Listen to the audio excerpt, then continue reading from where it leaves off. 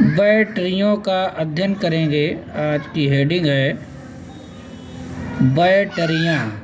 तो बैटरियाँ किसे कहते हैं, सबसे पहले हमें ये पता होना चाहिए। कोई भी बैटरी या सेल जिसे हम विद्युत के स्रोत के रूप में प्रयोग में लाते हैं, सभी ये क्या होती हैं, एक गैल्वेनिक सेल होती हैं और इसमें रेडॉक्स अभिक्रिया होती है और रासायनिक ऊर्जा जो होती है इसमें विद्युत ऊर्जा में बदलते हैं। एक बैटरी जो होती है दो या दो से अधिक सेलों से मिलकर बनी होती है।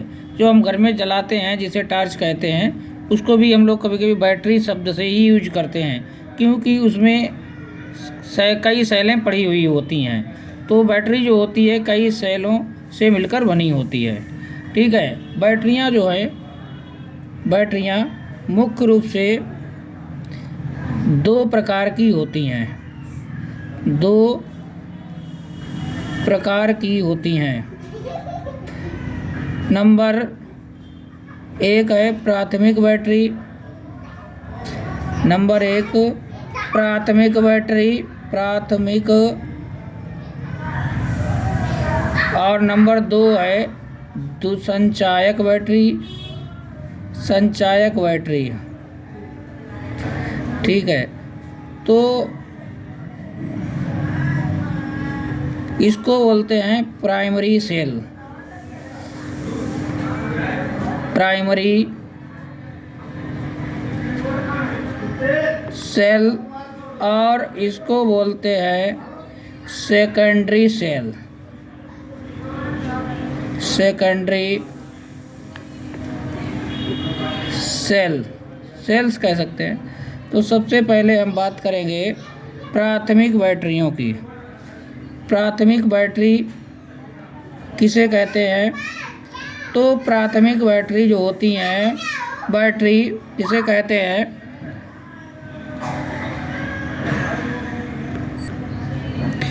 प्राथमिक बैटरी। तो प्राथमिक जो बैटरी होती है इसको केवल एक बार ही प्रयोग किया जाता है, यानी कि इसको बार बार आप चार्ज नहीं कर सकते हैं। एक बार प्रयोग करेंगे ये डाउन हो जाएगी तो फिर इसको आप फेंक ही देंगे, मतलब बार बार चार्ज करके इसको प्रयोग नहीं करते हैं। ठीक है। तो और इस का जो आविष्कार है वो लेक्लांसे नामक वैज्ञानिक ने किया था, तो इसीलिए इसे लेक्लांसे सेल भी कहा जाता है। और इस प्रकार की जो बैटरी हैं वो ट्रांजिस्टर और घड़ियों में प्रयोग में लाई जाती हैं। तो यहाँ पे लिख लेते हैं, ये केवल एक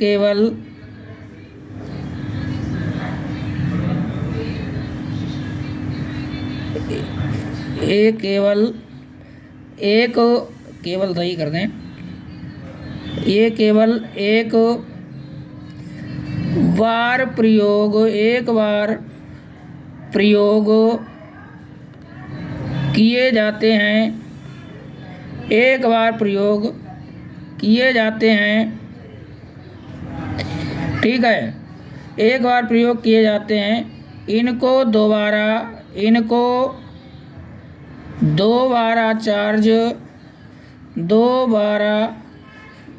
चार्ज नहीं किया जा सकता है, नहीं किया जा सकता है। इनको दोबारा चार्ज नहीं किया जा सकता है। आप एक बार यूज करेंगे, उसके बाद इसे डाउन होने पर फेंक देंगे। ठीक है। इसको क्या बोलते हैं? इस सेल को इसको लेक्लांसे सेल भी बोलते हैं। लेक्लांसे सेल के नाम से भी जाना जाता है। लेक्लांसे सेल के नाम से भी जाना जाता है क्योंकि इसका आविष्कार इन्होंने किया था, लेक्लांसे महोदय ने। ठीक है। इसका प्रयोग कहाँ पर होता है? इसका इन बैटरियों का प्रयोग कहाँ होता है? तो इसका प्रयोग लिख देते हैं यहाँ पे ट्रांजिस्टर ट्रांजिस्टरों ट्रांजिस्टरों ट्रांजिस्टरों एवं घड़ियों ट्रांजिस्टरों एवं घड़ियों में होता है। ठीक है, ठीक है। तो अब हमें इसमें पता होना चाहिए, इसका हम चित्र बना देते हैं। इस प्रकार से इसका चित्र रहता है। ये एक कैप टाइप का लगा रहता है और ये इस तरीके से बंद रहती है, और यहाँ पे एक जिंक का कैप लगा रहता है, और ये आपने सेल के अंदर देखी होगी ऐसी रॉड टाइप की बनी हुई होती है। तो ये जो होती है छड़, ये कार्बन की छड़ है। ठीक है, कार्बन की छड़ रहती है। ठीक है, इस सेल में जिंक का एक पात्र होता है जो नेट का कार्य करता है। कार्बन की छड़ इसमें जो एक रहती है, और क्या होता है, और इस छड़ में MnO2 यहाँ पे क्या भरा रहता है, MnO2 यानी कि मैंगनीज डाइऑक्साइड प्लस कार्बन, इससे घिरी रहती है। ठीक है, और ये क्या कार्य करता है, कैथोड का कार्य करता है। और यहाँ पे ये जिंक का कैप इस तरीके से लगा रहता है, तो ये यहाँ पे लिख देते हैं जिंक का कप लिख सकते हो या कैप लिख सकते हैं। और ये किसका काम करता है, एनोड का कार्य करता है।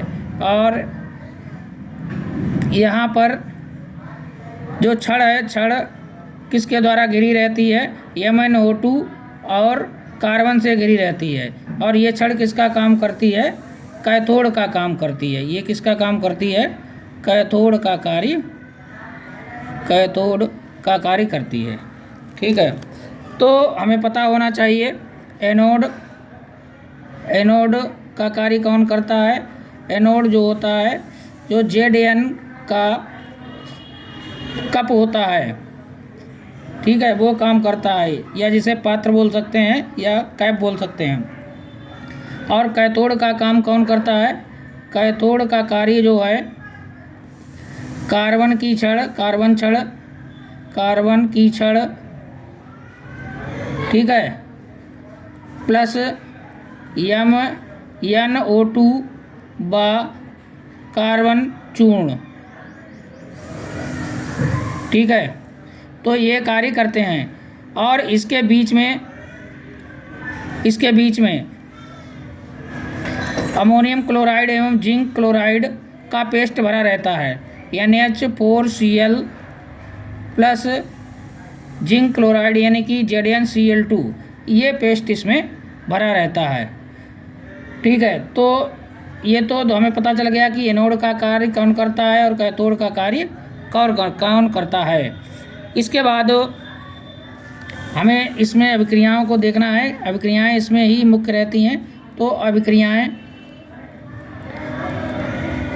ठीक है, और एनोड पे कौन सी अभिक्रिया होती है, एनोड पर कौन सा होती है अभिक्रिया, एनोड जिंक का कप जो होता है वो एनोड का कार्य करता है। और एनोड पे क्या होता है,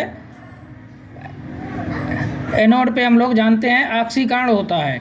ठीक है, यहाँ पे क्या रहता है, ऑक्सीकरण होता है। और ऑक्सीकरण की अभिक्रिया में क्या होता है, ऑक्सीकरण की अभिक्रिया में इलेक्ट्रॉन बाहर निकलते हैं। लेकिन यहाँ पे ये जिंक है, हमें ये जानकारी होनी चाहिए कि यहाँ से कितने इलेक्ट्रॉन निकलेंगे।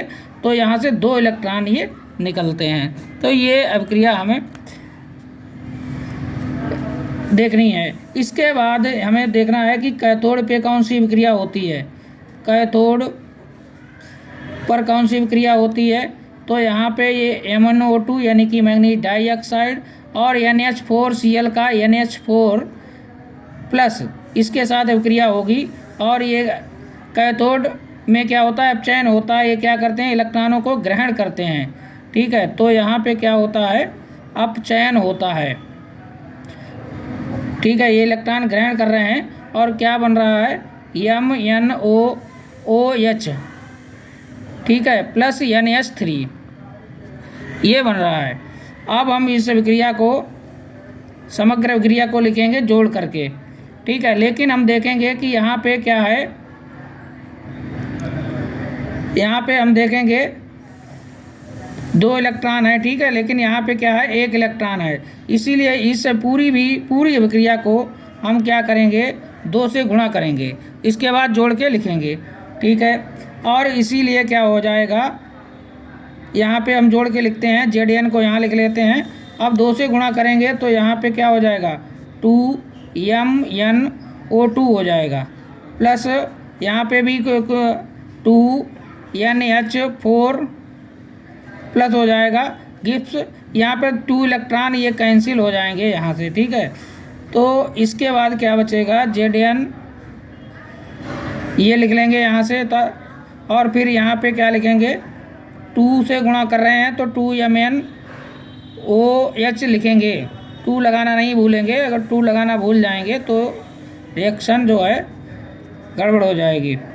तो ये अभिक्रिया बन जाएगी, इसको हमें ध्यान रखना पड़ेगा, ठीक है। यानी कि इस को एक बार पुनः देख लेते हैं। बैटरी जो होती हैं 2 प्रकार की हैं, प्राथमिक बैटरी, संचायक बैटरी।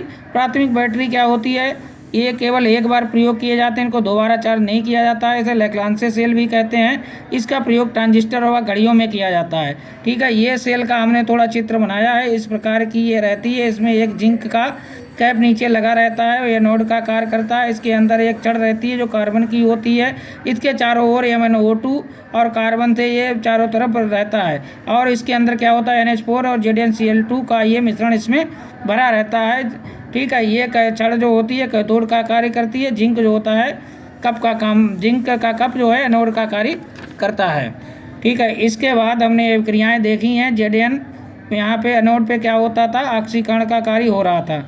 तो ऑक्सीकरण का कार्य हो रहा था, यानी कि ऑक्सीकरण होता है तो इलेक्ट्रॉन बाहर जाते हैं, और जिंक क्या करता है, 2 इलेक्ट्रॉन निकालता है, ये हमने देखा। फिर कैथोड पे कौन सी क्रिया हो रही है, MnO2 प्लस NH4 से ये NH4 लिया गया है, क्योंकि NH4 प्लस Cl माइनस टूट जाता है तो NH4 ही प्लस बचता है। प्लस इलेक्ट्रॉन ये ग्रहण हो रहे हैं, क्योंकि ये अपचयन की अभिक्रिया होती है। हमें पता होना चाहिए कि कैथोड पे क्या होता है, हमेशा अपचयन की ही अभिक्रिया होती है। तो क्या बनता है, MnOOH प्लस 2NH3। अब हम यहाँ पे अभिक्रिया को बैलेंस करेंगे, 2 से गुणा कर देंगे, ठीक है। तो ये 2 इलेक्ट्रॉन जो हैं यहाँ कैंसिल हो जाएंगे और बाकी जोड़ के ये लिख देंगे, इतनी सी बात है। एक बात हमें चाहे तो और ध्यान रख लेना है, इस सेल को शुष्क सेल के नाम से भी हम लोग जानते हैं, ठीक है। इस लांसो जो सेल है इसे शुष्क सेल के नाम से भी जानते हैं। और जो शुष्क सेल या लेक्लांसे सेल या लेक्लांसे सेल है, इसका विभव कितना होता है, सेल इसका विभव होता है, इसके कितने वोल्ट की रहती है, ये 1.5 वोल्ट की रहती है, ठीक है।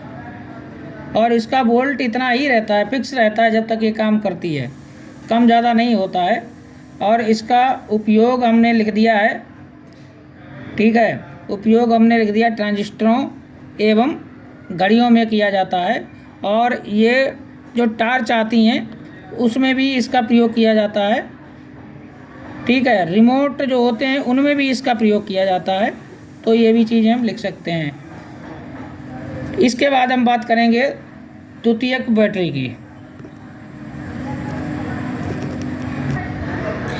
इसके बाद हम बात करेंगे मरकरी सेल की, ठीक है। ये जो सेल होती हैं कुछ कम विभव वाली होती हैं, ठीक है। इनकी वोल्टता जो रहती है 1.35 वोल्ट की रहती हैं ये, ठीक है। और इनका उपयोग जो होता है किस में होता है, उपयोग इसका श्रवण यंत्र हैं उनमें रहता है, श्रवण यंत्रों में और घड़ियों में भी इस प्रकार का उपयोग किया जाता है बैटरियों का, ठीक है। तो इसमें जो एनोड है वो किसका कौन काम करता है, हमें ये पता होना चाहिए। एनोड जो है जिंक व मरक्यूरी का अमलगम, ठीक है जी, इसका काम करता है। तो जिंक मरक्यूरी का अमलगम, इसके बारे में हमें जानकारी थोड़ी पता होनी चाहिए। जैसे किसी भी अमलगम किस में बनाते हैं? पारे में मिला के बनाते हैं। आपने ये क्या किया है, पारा यहाँ पे लिया है, ठीक है, और इसमें क्या मिला दिया है? जिंक मिला दिया है, ठीक है। तो ये जिंक इसमें मिला दिया है, इसीलिए ये जिंक का अमलगम कहलाएगा, ठीक है। पारे में ही उसकी किसी धातु को मिलाते हैं और जिस धातु को मिलाते हैं उसी का वो अमलगम बोला जाता है, ठीक है। तो जिंक और मरकरी का अमलगम है, तो जिंक मरकरी को मिलाएंगे और पारे को मिलाएंगे तो ये बन जाएगा। और ये किसका काम करेगा? एनोड का काम करेगा। और यहाँ पे कैथोड का काम कौन करता है? कैथोड का काम करता है HgO प्लस कार्बन का पेस्ट। ये कार्बन का पेस्ट ये किसका काम करता है? कैथोड का काम करता है। और यहाँ पे एक वैद्युत अपघट्य जो है लिया जाता है, वैद्युत अपघट्य। तो वैद्युत अपघट्य कौन सा लिया जाता है? KOH प्लस ZnO का ये पेस्ट जो है वो वैद्युत अपघट्य का काम करता है, इसमें भरा जाता है। कुछ इस तरीके से इसका स्ट्रक्चर रहता है, इस तरीके से गोल, और थोड़ा ये ऐसा रहता है इस तरीके से, ठीक है। और इसका जो ऊपरी भाग होता है वो एनोड का काम करता है, ठीक है। और यहाँ पे जो HgO और कार्बन का पेस्ट रहता है वो यहाँ पे होता है, तो ये कैथोड का काम यहाँ करता है, ठीक है। तो इस तरीके से ये सेल रहती है और यहाँ पे इस तरीके से ये होता है। हमें इसकी अभिक्रियाएं जाननी बहुत ज़रूरी हैं, तो अभिक्रियाओं की बात कर लेते हैं। अभिक्रियाएं ही मुख्य हैं। तो अभिक्रियाओं में एनोड पे कौन सी अभिक्रिया होगी? एनोड पर Zn, ठीक है। और Zn कैसा होगा? Zn तो होगा ही, लेकिन इसमें क्या होगा? Hg भी मिला हुआ होगा, प्लस 2OH माइनस किप्स ZnO प्लस H2O और प्लस 2 इलेक्ट्रॉन, ठीक है। हम लोग जानते हैं कि एनोड पे कौन सी अभिक्रिया होती है? कौन सी अभिक्रिया होती है? ऑक्सीकरण की अभिक्रिया होती है। और जब ऑक्सीकरण की अभिक्रिया होती है तो वहाँ पर इलेक्ट्रॉन बाहर निकलते हैं। तो यहाँ पे इलेक्ट्रॉन बाहर निकल रहे हैं, Zn प्लस 2OH, ठीक है, 2OH। और तो यहाँ पे क्या बन रहा है? तो ZnO बन रहा है और प्लस H2O, और इलेक्ट्रॉन बाहर निकल रहे हैं। कैथोड पे कौन सी अभिक्रिया होती है? कैथोड पर अभिक्रिया होगी HgO प्लस H2O प्लस ये इलेक्ट्रॉन को ग्रहण करते हैं यहाँ पे, और क्या बन जाता है? ये Hg प्लस 2OH ये बन जाता है। अब क्या लिखेंगे? समग्र अभिक्रिया सेल लिखेंगे। समग्र सेल अभिक्रिया को कैसे लिखेंगे? जोड़ देंगे, यानी कि जोड़ेंगे तो Zn और यहाँ पे Hg आ गया है, प्लस इसको लिख देंगे HgO को, ठीक है। इसके बाद H2O से H2O कैंसिल कर देंगे, इलेक्ट्रॉन से इलेक्ट्रॉन कैंसिल हो जाएंगे, ठीक है। फिर यहाँ लिख देंगे और 2OH ये यहाँ से कैंसिल हो जाएंगे, तो यहाँ बचेगा ZnO प्लस Hg।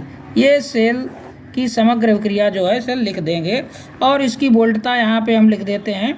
इस सेल की वोल्टता जो है वो 1.35 वोल्ट होता है, ठीक है। और इसकी भी वोल्टता जो है संपूर्ण कार्य अवधि के दौरान क्या रहती है? स्थिर रहती है, ठीक है। ये कम ज़्यादा नहीं होती है। जब तक ये काम करती है तो इसी वोल्टता पे ये काम करती है। अब हम बात करेंगे द्वितीयक, नंबर 2 पे हमने बात की थी। द्वितीयक या संचायक सेल, या इसको बोलते हैं सेकेंडरी सेल्स, ठीक है। तो द्वितीयक या सेकेंडरी सेल्स या बैटरी भी कह सकते हैं, ठीक है। तो ये क्या होती हैं? इसको देखिए, वो प्राथमिक जो होती थी हम उसको एक ही बार प्रयोग में लाते थे, उसको बार बार चार्ज नहीं कर सकते थे, लेकिन इसको क्या कर सकते हैं, हम बार बार प्रयोग कर सकते हैं, यानी कि इसको डिस्चार्ज होने के बाद पुनः चार्ज कर सकते हैं। ठीक है, इसको एक अच्छी संचायक सेल जो है अनेक बार डिस्चार्ज व चार्ज के चक्रण से गुजरती है, और सबसे महत्वपूर्ण जो संचायक सेल लेड संचायक बैटरी है। ठीक है, और इसका प्रयोग हम लोग जानते हैं वाहनों एवं इन्वर्टरों में किया जाता है। तो इसका प्रयोग कहाँ किया जाता है, वाहनों एवं इन्वर्टरों में किया जाता है। और इसमें एनोड जो होता है लेड का बना होता है, कैथोड जो होता है PbO2 से भरा हुआ ग्रिड होता है, और इसमें एक विद्युत अपघट्य जो होता है वो सल्फ्यूरिक अम्ल का काम करता है। सल्फ्यूरिक अम्ल जो है विद्युत अपघट्य का काम करता है। तो इतनी बात हमें यहाँ पे पता होनी चाहिए। तो इसको लिख देते हैं यहाँ पे, इनको अनेकों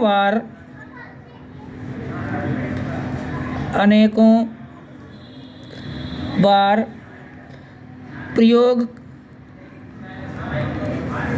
किया जा सकता है,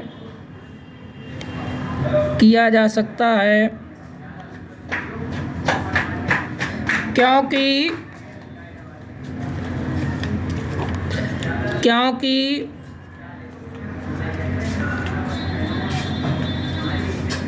ये अनेकों बार प्रयोग क्योंकि ये डिस्चार्ज के बाद पुनः चार्ज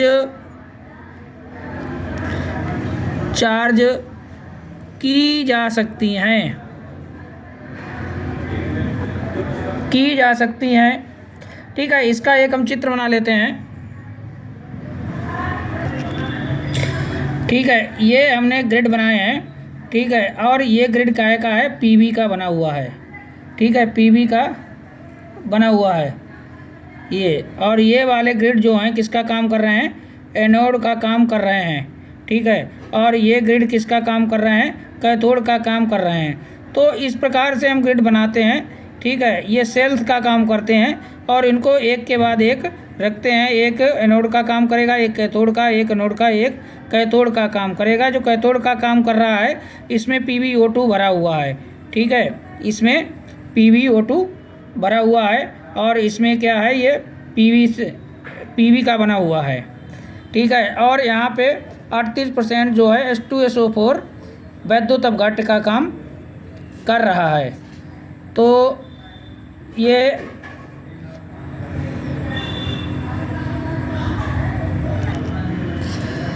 ठीक है, तो एनोड जो है लेड का बना होता है, ये लेड का बना हुआ हमने दिखाया है, और कैथोड भी बना तो लेड का होता है, लेकिन इसमें PbO2 यानी कि लेड डाइऑक्साइड इसमें भरा हुआ होता है। अब हम लिखेंगे, इसका उपयोग लिख देते हैं यहाँ पर। उपयोग इसका कहाँ पर होता है, वाहनों की जो बैटरियाँ होती हैं वाहनों में, और इन्वर्टरों में, इन्वर्टर की बैटरी तो यहाँ पे होता है। यहाँ पे एक चीज़ हमने और देखी, एनोड की कौन काम कर रहा है, तो PV जो है, PV वाली ग्रिड जो है वो एनोड का काम कर रही है, और कैथोड का काम कौन कर रहा है, एनोड का काम। ये PV से तो ये बनी हुई है, कैथोड का काम PV से AB बनी हुई है।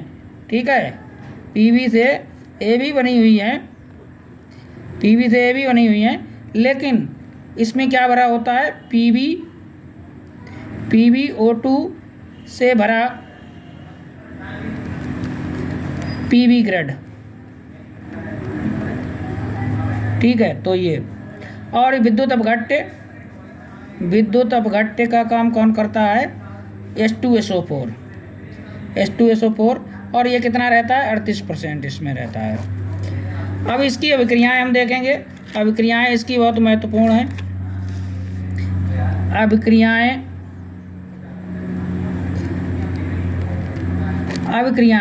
ठीक है, अभिक्रियाएं इसकी अलग अलग होंगी। एक तो निरावेशन। निरावेशन का क्या मतलब है, यानी कि डिस्चार्जिंग। जब डिस्चार्जिंग के समय, क्योंकि निरावेशन और चार्जिंग और डिस्चार्जिंग के समय क्या होता है, ये बदल जाती हैं ना, बदल जाती हैं विक्रियाएँ। तो एनोड पे कौन सी विक्रिया होती है, ये पीवी है, और पीवी कहता है ये सॉलिड है, प्लस SO4 2 माइनस, तो यहाँ पे क्या बनता है, PbSO4 बनता है, और प्लस ये 2 इलेक्ट्रॉन निकल जाते हैं। ठीक है, PbSO4 कहाँ से लिया गया है, ये H2SO4 से ही SO4 आया है, क्योंकि जो H2SO4 होता है 2H प्लस और SO4 2 माइनस में टूट जाता है। और कैथोड, कैथोड पे कौन सी विक्रिया होती है, तो PbO2, ये कैथोड का काम कर रहा था। ठीक है, और यहाँ पे क्या होता है, PbO2 plus SO4 2 minus plus 4H plus और प्लस 2 माइनस ये इलेक्ट्रॉन PbSO4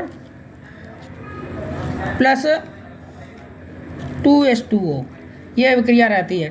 देखिए एनोड पे हमने पहले ही बताया है कि एनोड पे कौन सी विक्रिया होती है, ऑक्सीकरण की विक्रिया होती है। ठीक है, और जो Pb है SO4 के साथ विक्रिया करता है तो PbSO4 बनाता है और 2 इलेक्ट्रॉन को बाहर निकाल देता है।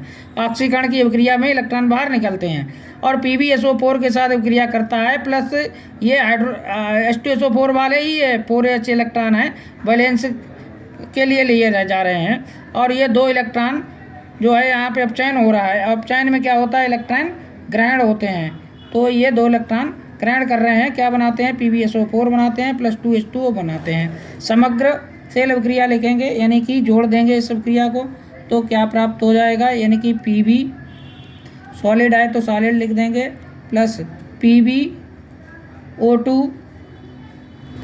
ठीक है, PbO2 भी ये सॉलिड ही होता है, तो ये भी सॉलिड लिखेंगे, प्लस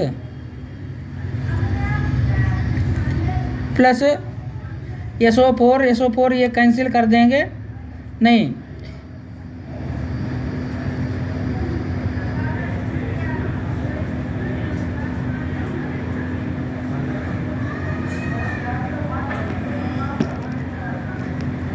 देखिए इसको ध्यान देंगे, ए कैंसिल नहीं होगा, PbSO4 यानी कि ये 2 SO4 हो जाएंगे, और ये 2H2 हैं, तो यहाँ पे हम लिखेंगे 2H2SO4, यानी कि 4 H हैं और ये 2 SO4 यानी कि 2H2SO4 ये हो जाएगा।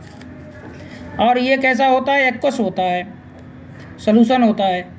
तो यहाँ पे बचे आगे क्या होगा, ये इलेक्ट्रॉन यहाँ पे कैंसिल हो जाएंगे, तो यहाँ पे PbSO4 क्या बचेगा, PbSO4 यहाँ पे है और PbSO4 यहाँ पे है, तो यानी कि 2 PbSO4 हो जाएगा प्लस 2H2O हो जाएगा। ठीक है, तो ये हमने काहे की विक्रियाएँ लिखी हैं, ये लिखी हैं निरावेशन यानी कि डिस्चार्जिंग की। और अगर हम यहीं पे लिख दें कौन सी विक्रियाएँ, आवेशन, आवेशन यानी कि चार्जिंग, तो चार्जिंग की कौन सी विक्रियाएँ हो जाएंगी। ठीक है, तो कैथोड पर कौन सी विक्रियाएँ होंगी, पलट देंगे, ये विक्रिया पलट देंगे। ठीक है, क्योंकि पहले जो निरावेशन में थी, चार्जिंग में जो विक्रियाएँ होंगी वो पलट देते हैं। तो PbSO4 को इधर लिखेंगे, PbSO4 प्लस 2E, और इधर जो है वो इधर भेज देंगे, Pb ये सॉलिड है तो सॉलिड लिख देते हैं, प्लस SO4